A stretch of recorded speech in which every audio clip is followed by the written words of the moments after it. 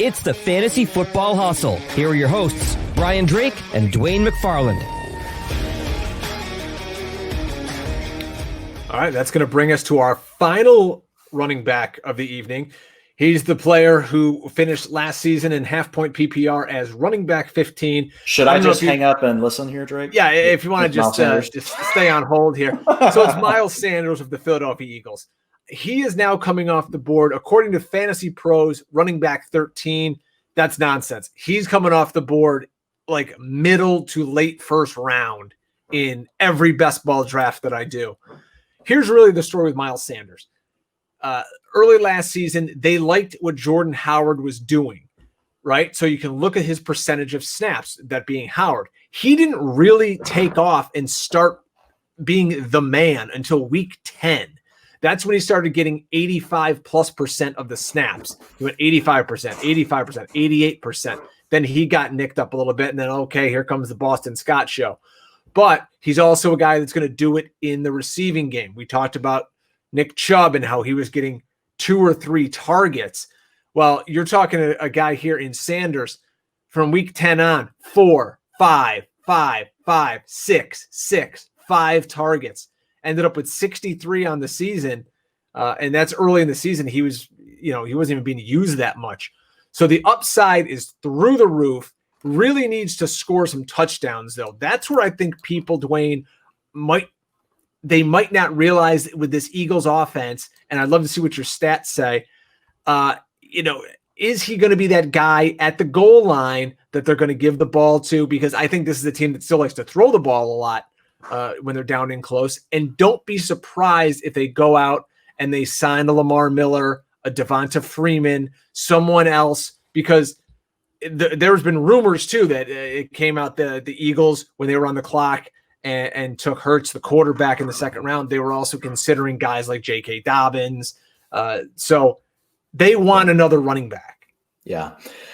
Yeah, I think now is not the time. If you're going to draft a bunch of teams, don't draft Miles Sanders right now. I think he's as expensive as he's going to be. You know how this goes. There are these waves that come through, and there's a news cycle around players. And right now, Sanders is pushed to his ultimate high. And I'm with you. I saw him go in a $350 draft the other night at pick 6. So I mean, ahead of Dalvin Cook. Somebody just didn't want to deal with Dalvin Cook, right? And the potential injury. And so they took Miles Sanders. Here's where Sanders is a little different. Like, Josh Jacobs is a better running back than Miles Sanders. Nick Chubb is Miles Sanders times 2,000. Like, Miles Sanders is nowhere near as good as Nick Chubb. Miles Sanders is not as good as Joe Mixon. Miles Sanders is not as good as a ton of these backs that we've already talked about from a talent standpoint. But what I like is he is a good player. I'm not saying, this isn't saying he's bad. I just, those players are better than he is, as a runner. Yeah, Miles Sanders is flashy, but he has a lot of deficiencies. We've had Jay Moyer on to talk about it. I am concerned about the Eagles losing. Peters is gone, and now you lose, Brooks for the season at guard. That was, one of the best guards in the league. Yep. But last year, he averaged 14 points a game. And like you said, he didn't even really get to be, the main guy until it was week 12. Yeah, week 12. And over 25 points a game, only 2 out of 16, 13%. You'd like to see that be higher. But he 25% of the time he was in that 4 to 16. And again, that's with, him dealing with, Jordan Howard early in the season. But even when you take Jordan Howard away, in parentheses, 29% of the games he was an RB1, so a lot better, but only another 6% right in that bucket too, which puts you, right at, that 35% mark.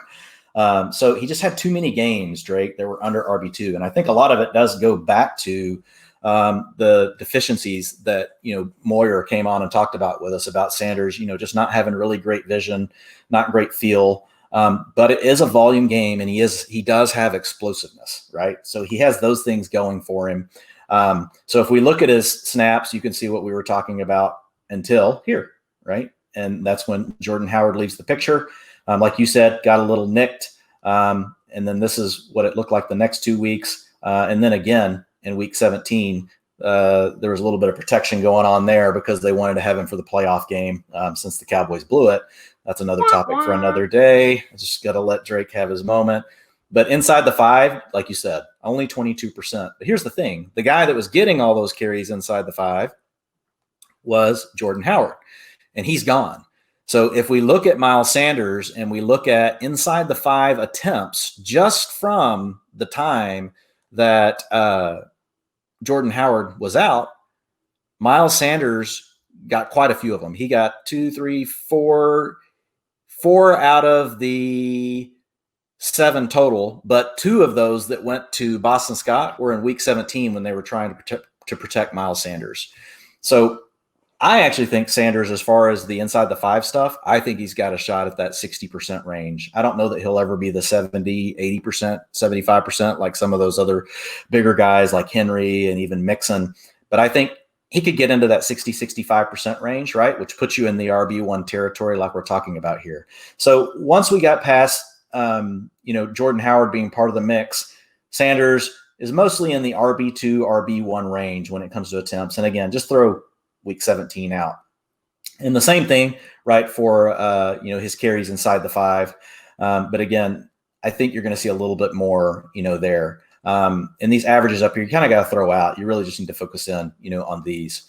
But from a routes ran per drop back, after we get past week 5, right, he's up here. He did get dinged up. It does worry me a little bit because we know Doug Peterson likes to use multiple backs, and they still have Boston Scott on the roster, and Boston Scott was decent in that role. It's not like he was bad as the pass, catching back or the guy, working in the 2-minute drill. So I see a scenario where Sanders is still going to be involved in the passing game, but maybe can't get up there into that elite tier range for targets, for runners. Like he won't have a chance probably to get into that 15, 16, 17% range like some of the elite guys do every year. And it'll be because, of Boston Scott. But I do like, down the stretch, he's at least at RB2 or RB1, with all of these target shares. And I think, again, the bigger story, right, is that they didn't add anybody. All they have is Boston Scott yet. Yeah. That's why I'm saying don't draft Miles Sanders now. Wait. You got to wait because they were in on Carlos Hyde. They really wanted Hyde, but they didn't want to pay him as much as Seattle did. They were in on Devonta Freeman, who wants to be paid like a starter still. Watch for guys like Isaiah Crowell. Watch for guys like Lamar Miller if he's ever healthy. They are going to add another big back here. I don't think they're going to roll with some of the undrafted free agents and whatnot that they have coming into camp. Yeah. And this slide should say 65% of the carries and 65% of the carries inside the 5 and 12% target. So what we know right now, if you're getting him at this pick, 17.5, which I'm with you, I see him go earlier. If you were getting him mid-second round, I say he's undervalued because he's the guy that has a shot at over 60% of the carries, over 60% inside the 5, and he's got a shot at 12, 13, 14% of the targets. That's an RB1 workload, just like what we talked about earlier with Kenyon Drake. Now, again, I'm not going to blame anybody for taking some of the other backs over Miles Sanders. Some people like to go with the efficiency. And those players that we talked about before are definitely a lot of them are much more efficient as runners, than Miles Sanders. But as far as what his workload could look like if they don't sign anyone else right now, Miles Sanders is going to have an RB1 workload. Yep. And guys like Adam Kaplan, who you hear on Sirius XM, he's an Eagles insider. And he says all the time, he goes, folks, the people I talk to, it's the Miles Sanders show. He's not sharing the ball, and it's going to be Miles Sanders first, second, third, fourth, fifth down. You name it, it's the Miles Sanders party down in South Philly. Question in the chat room, would you take Eckler over Sanders? No, I take Sanders over Eckler. I'm taking Sanders over everybody we talked about all the way back up to Mixon. And I'm taking Kenyon Drake over Sanders. Kenyon Drake over Sanders too. I think that's going to be a popular end of the first round combo for people. They're going to try to double up with Sanders and Drake. Again, now we're talking PPR leagues here. Sure. Like if you go to a standard, where you're just doing your yards and your touchdowns, that changes a lot of things. With Sanders, you got to know you are at potential risk, so I draft a bunch of teams. So I don't mind mixing these things up and doing things, differently.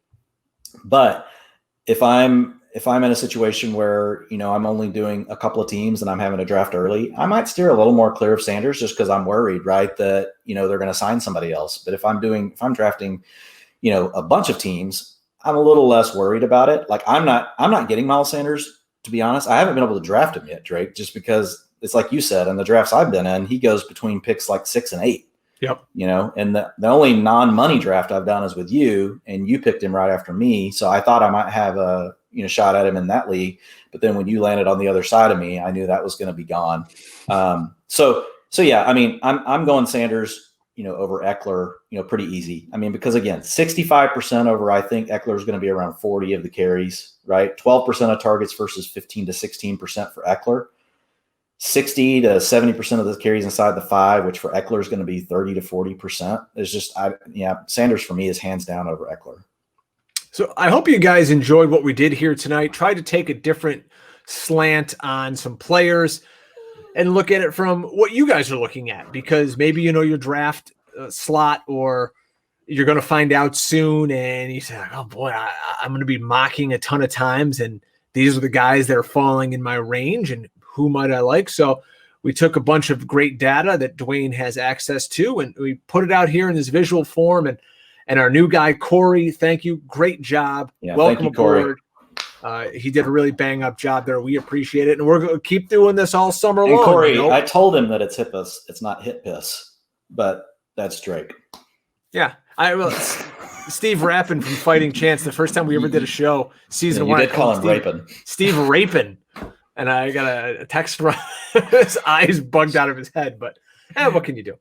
Yeah. So that's it for this week. We want to thank Reese Teffertziller and his father, Jeff, for having him come on the show. Go check out the Fantasy Football Predictive Analytics book over on Amazon. Again, it's $7.99 on Kindle, $19.99 on paperback. Go over to Pro Football Focus. Get a subscription to their fantasy side. You're going to read Dwain McFarland's work there. He's already got one homer piece up. I'll let you know that right now. I saw it last night talking about the Cowboys and their new coach. And, of course, he is at Established the Run also. Their draft kit is phenomenal. I didn't get a free one this year, Dwain. What's up with that? I had to pay my own money, but got to talk to Silva, man. Yeah, talk to Silva or Levitan over there. I'll slide into the DMs. So cool. Thanks, everybody. I am Brian Drake from Fighting Chance Fantasy. We'll catch you next week. And again, folks, never, ever even think about getting out hustled. We'll see you.